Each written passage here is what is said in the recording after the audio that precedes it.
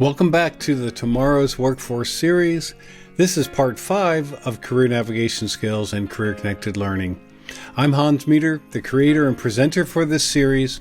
If you missed any of the earlier parts, make sure to go to bctstrategy.com, find the landing page video series, and you'll see all the links for the YouTube series. Now, let's dig in to the last part of this session, the Career Connected Learning model. And discovery is the first phase. Discovery is about learning the basics, what work is, what jobs are out there, and how those jobs link together. It involves learning about what the world of work looks like and how families of jobs connect together into career clusters.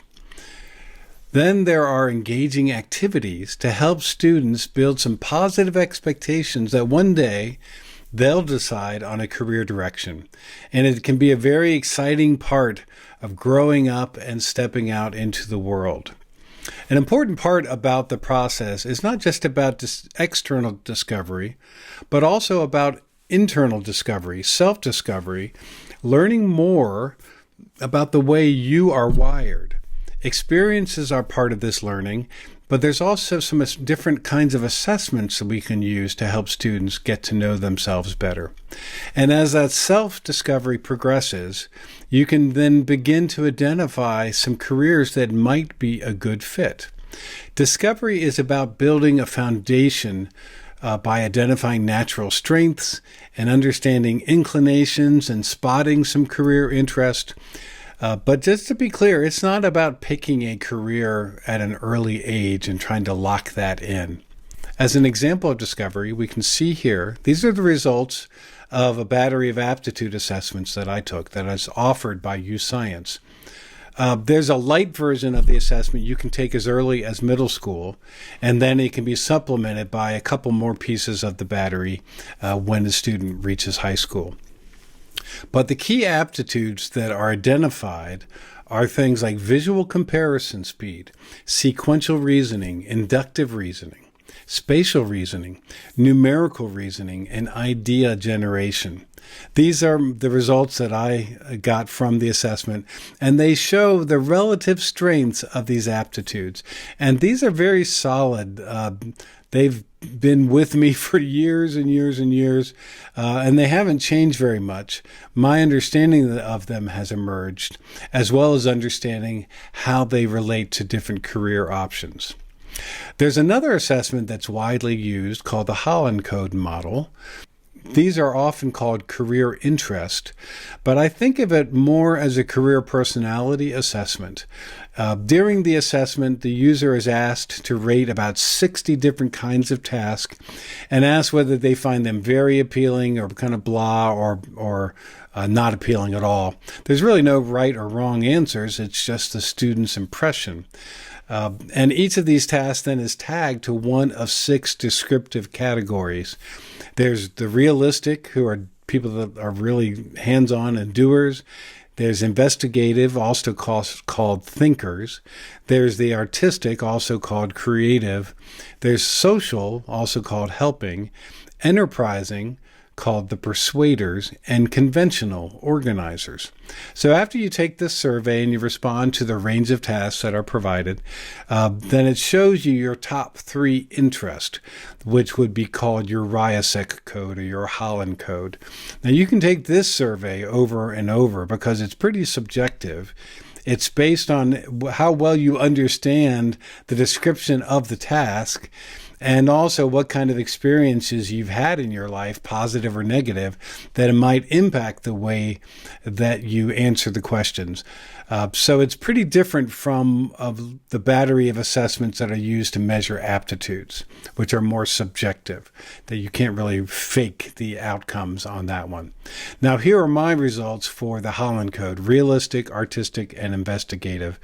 And based on my life experience, these are always the kind of tasks that I find more appealing. They're not necessarily easy, but I find them enjoyable and fulfilling. Now, what's really exciting is the next step. In a sophisticated tool like UScience, you can take both the aptitude and the interest and then crosswalk those to hundreds of career profiles, and you can discover a range of career options that might be a good fit for you. Many of these career profiles are jobs that the typical middle school or high schooler has never even heard about.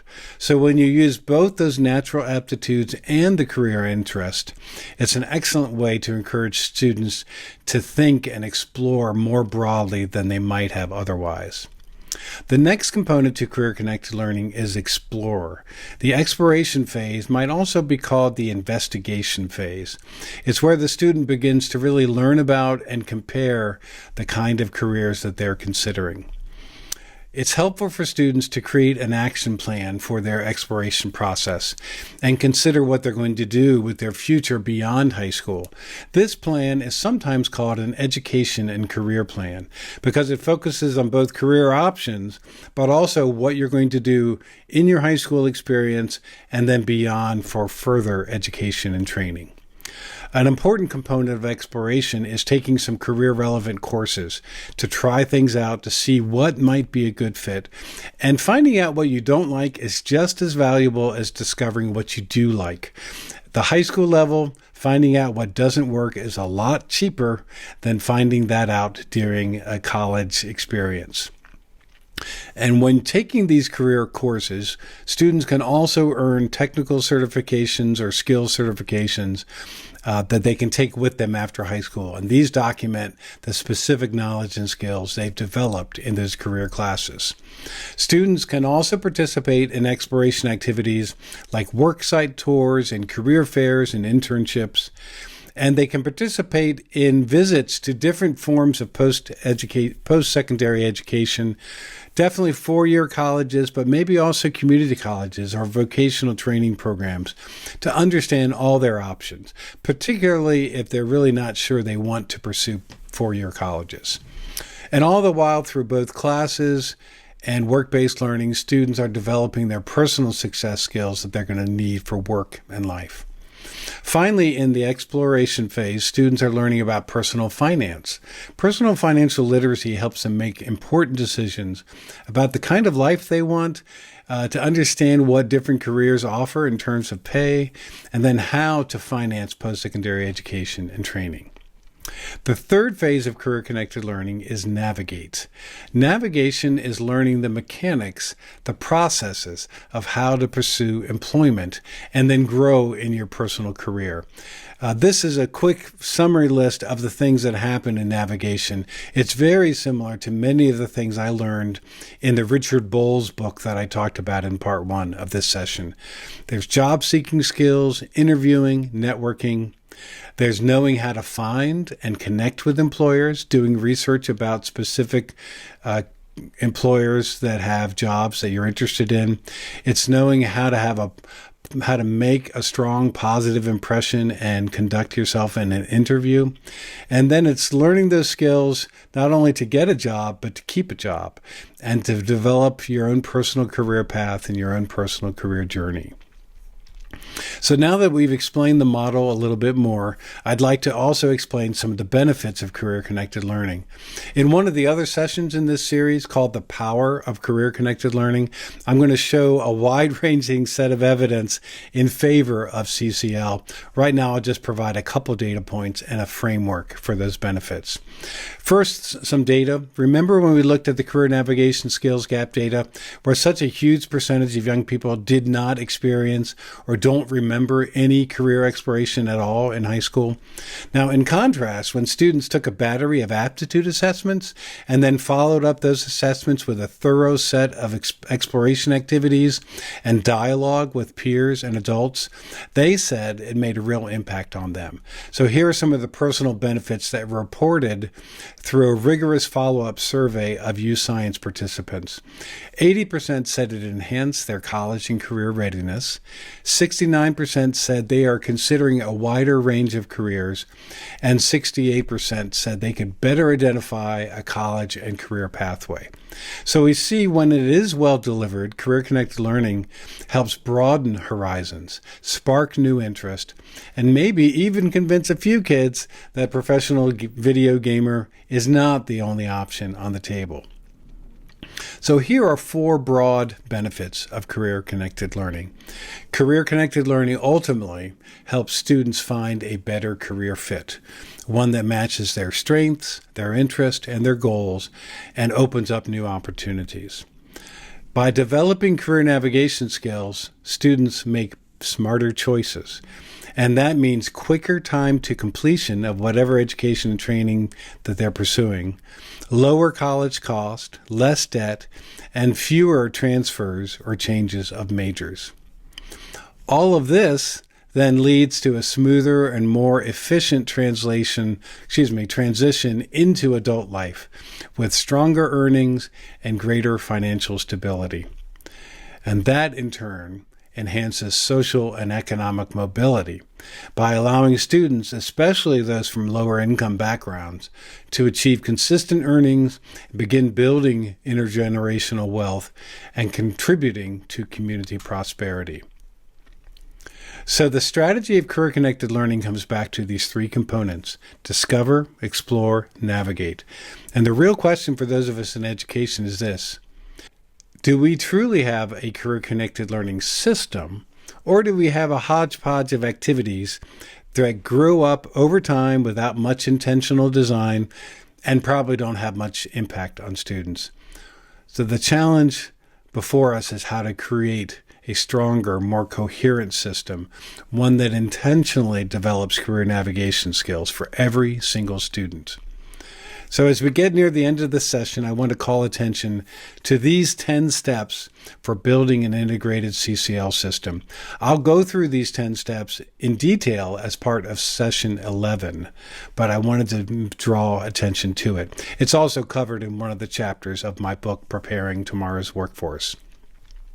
So adding a program or a new curriculum is not all that difficult or unusual, but reorienting a system that for decades has been built around a college for all belief or message, and then redirecting it to career navigation skills for all, that's a big shift. It's a big culture shift.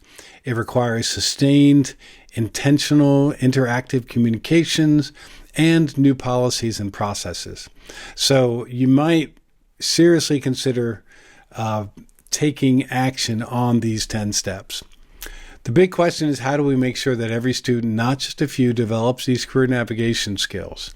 I'm going to talk about 5 groups of people that need to think about this. 1, students. The most important thing for you as a student is that you have to take ownership of your own career decision making. Take advantage of assessments and experiences so you can understand your strengths and your interest and identify your hopes for the future. Learn about as many careers as possible. Listen to stories of other adults who have pursued a career path. Ask for advice and help from your friends, from parents, from trusted adults. Next is parents. Your key role is advocacy and in trying to engage your young person. Advocate within your community or your school for career navigation and CCL strategies, and engage your children earlier in conversations about their future. In session 10, we're going to lay out a special session called Career Tips for parents and caregivers that should give you some very practical things you can do. Again, a chapter in my book. But let's face it, many kids might roll their eyes when they get advice now, but one day they'll thank you later, maybe much later. Now, counselors and teachers, your call is to lean in to the tools that you already have and use them as fully as possible. Every school will assign responsibilities to counselors and some to teachers and other staff. However those responsibilities are allocated, the key goal is to engage students in real conversations about their future so they care about it, and not just focus on course content or college admissions, but also helping shape the aspirations and the thinking of your students. For school leaders at the district level or at the site level, definitely take stock in your existing assets. Work with your staff and partners to envision career-connected learning for all, and then align staff and resources and professional development and your technology solutions. In other words, it should be less like juggling flaming torches and more like building a system that runs on purpose, not panic. And for policymakers, this moment calls for bold action. We need to establish career navigation skills as a clear graduation outcome, making it as fundamental as math, English language arts, science, or social studies.